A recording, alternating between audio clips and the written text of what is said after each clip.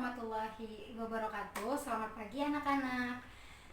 Alhamdulillah di hari ini kita bisa bertemu lagi di pelajaran ekonomi. Dan hari ini Ibu akan membahas materi tentang terbentuknya keseimbangan pasar dan struktur pasar, yang dimana di dalam materi ini terdapat bagaimana proses terbentuknya keseimbangan pasar dan struktur pasar seperti itu. Nah, sebelum Ibu masuk ke materi yang akan Ibu jelaskan, Ibu akan sedikit mengingatkan kembali ya, di minggu kemarin kita sudah mempelajari tentang materi yaitu peran pelaku ekonomi dalam kegiatan ekonomi. Tentunya kalian masih ingat kan bagaimana sih apa itu ekonomi dan siapa itu pelaku di dalam ekonomi tersebut. Nah, pastinya kalian bertanya kan ya, kenapa sih kita harus mempelajari materi yang Ibu akan sampaikan hari ini? Nah, jadi apa sih manfaatnya untuk kalian seperti itu? Manfaatnya tuh ketika nanti kalian ingin menjadi seorang pengusaha. Contohnya kalian ingin menjadi seorang pengusaha baju. Nah, tentunya kan kalian harus memahami apa itu penawaran, apa itu permintaan, seperti itu. Buat apa? Ya biar kalian tuh paham gitu seberapa banyak penawaran dan seberapa banyak permintaan yang konsumen kalian mau, seperti itu. Sebelum Ibu masuk dalam materi yang akan Ibu bahas hari ini, Ibu akan menjelaskan model apa yang akan Ibu pakai untuk hari ini. Jadi Ibu hari ini menggunakan model pembelajaran problem basic learning, seperti itu. Apa sih problem basic learning itu? Nah, namanya juga problem ya, pasti kalian paham apa itu problem. Problem itu adalah masalah, seperti itu. Jadi seperti apa Bu cara permainannya? Jadi seperti ini. Nanti Ibu akan bagi kalian menjadi 6 kelompok. Nah, setelah Ibu bagi menjadi 6 kelompok, Ibu akan memberikan suatu masalah kepada setiap kelompoknya, seperti itu. Dan setelah Ibu bagikan masalahnya kepada setiap kelompok itu, jadi setiap kelompok tadi harus mencari dan menyelesaikan atau memecahkan masalah yang sudah Ibu kasih. Jadi kita masuk ke dalam materi hari ini ya, tentang terbentuknya keseimbangan pasar dan struktur pasar.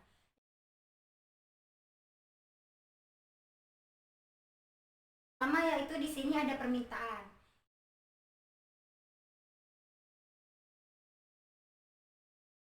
Permintaan yaitu suatu proses dalam meminta sesuatu atau sejumlah barang yang dibeli atau diminta pada berbagai tingkat harga dan pada waktu tertentu.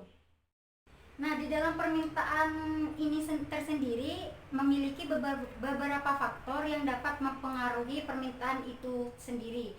Di sini ada beberapa faktor, yaitu yang pertama harga barang itu sendiri, dan yang kedua harga barang yang berkaitan, yang ketiga tingkat pendapatan, keempat selera konsumen, dan yang kelima itu ekspektasi atau perkiraan harga di masa depan. Terus yang selanjutnya yaitu penawaran. Di sini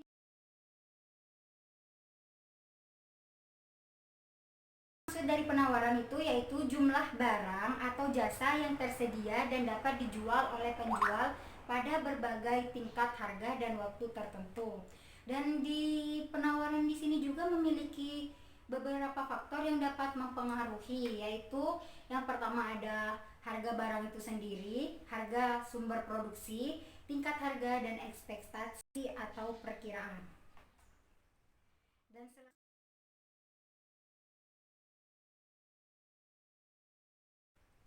Dan selanjutnya di sini ada hukum permintaan dan penawaran, di mana hukum permintaan di sini yaitu apabila harga suatu barang turun, maka permintaan terhadap barang tersebut akan bertambah, dan sebaliknya. Apabila harga suatu barang itu naik, maka permintaan terhadap barang tersebut akan berkurang, seperti itu. Dan selanjutnya yaitu hukum penawaran. Hukum penawaran di sini apabila harga suatu barang meningkat, maka jumlah barang yang ditawarkan akan bertambah.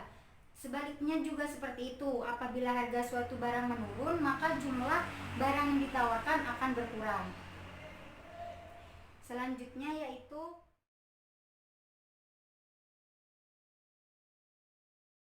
fungsi permintaan. Di sini maksud dari fungsi permintaan yaitu suatu fungsi yang menunjukkan hubungan antara kuantitas barang atau jasa yang diminta oleh konsumen dengan harga barang atau jasa tersebut. Fungsi permintaan juga menunjukkan hubungan antara jumlah suatu barang yang diminta dengan faktor-faktor yang mempengaruhinya. Hubungan antara harga dan permintaan di sini juga dapat dinyatakan dalam persamaan matematis ya. Dalam rumusnya yaitu P dikurang P1 sama dengan M dalam kurung yaitu Q min Q1. Di mana P di sini adalah harga barang dan P1-nya yaitu harga semula dan M-nya yaitu gradien atau besarnya kemiringan kurva yang diperoleh dari perbandingan kenaikan variabel P dengan variabel Q. Dan Q-nya di sini yaitu jumlah barang yang diminta.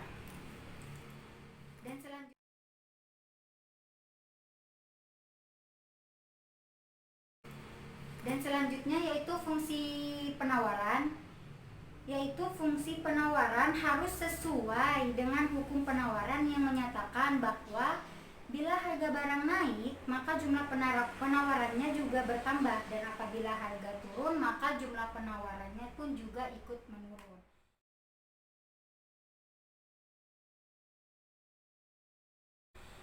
Dan selanjutnya proses terbentuknya keseimbangan pasar.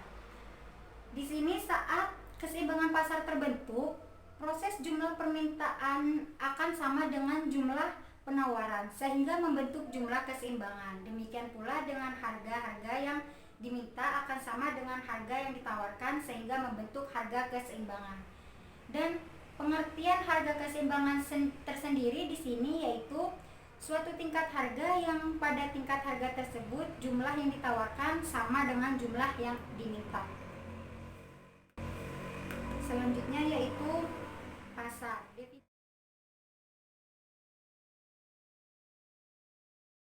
Pasar di sini yaitu tempat bertemunya permintaan dan penawaran untuk suatu barang atau jasa yang akan diperjualbelikan.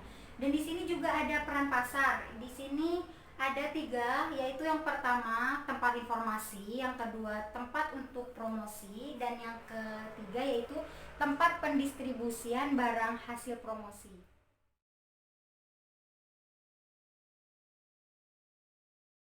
Dan selanjutnya di sini juga ada macam-macam pasar yang terbagi menjadi tiga macam, yaitu yang pertama pasar menurut waktu, yang kedua pasar menurut wujud, yang ketiga pasar menurut luas jangkauan distribusi. Di sini pasar menurut waktu itu dibagi menjadi beberapa, yaitu yang pertama pasar harian, pasar mingguan, pasar bulanan, serta pasar tahunan. Dan yang kedua yaitu pasar menurut wujud, yaitu terbagi menjadi 2. Yang pertama itu pasar konkret dan yang kedua yaitu pasar abstrak. Dan yang terakhir yaitu pasar menurut luas jangkauan distribusi, yaitu terdiri dari pasar lokal, pasar daerah, pasar nasional, dan pasar internasional.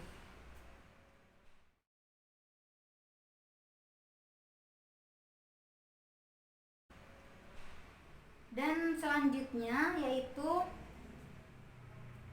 yang terakhir, struktur pasar atau bentuk pasar, yaitu terdiri menjadi dari 3, yaitu yang pertama pasar persaingan bebas sempurna, dan yang kedua pasar monopoli, dan yang ketiga yaitu pasar oligopoli. Yang dimana pasar persaingan bebas sempurna ini yaitu pasar yang jumlah penjual dan pembelinya sama, sangat banyak, dan barang yang dijual sejenis dengan serupa. Dan yang kedua yaitu pasar monopoli. Pasar monopoli yaitu keadaan suatu pasar yang dikuasai sepenuhnya oleh penjualnya. Jadi hanya dikuasai oleh penjualnya saja, seperti itu. Dan yang terakhir yaitu pasar oligopoli. Pasar oligopoli di sini yaitu pasar yang hanya terdiri atas beberapa produsen saja, seperti itu. Nah, materi untuk hari ini mungkin cuman hanya itu yang Ibu bisa sampaikan. Jadi kesimpulan untuk materi yang Ibu sampaikan tadi itu ya, kita sudah mengetahui apa itu permintaan, apa itu penawaran, apa itu hukum permintaan dan penawaran, terus proses terbentuknya keseimbangan pasar, dan ada beberapa macam-macam pasar serta struktur pasar atau bentuk pasar. Jadi baik, Ibu akhiri pertemuan kali ini, semoga bisa bermanfaat untuk kalian. Ibu tutup. Wassalamualaikum warahmatullahi wabarakatuh.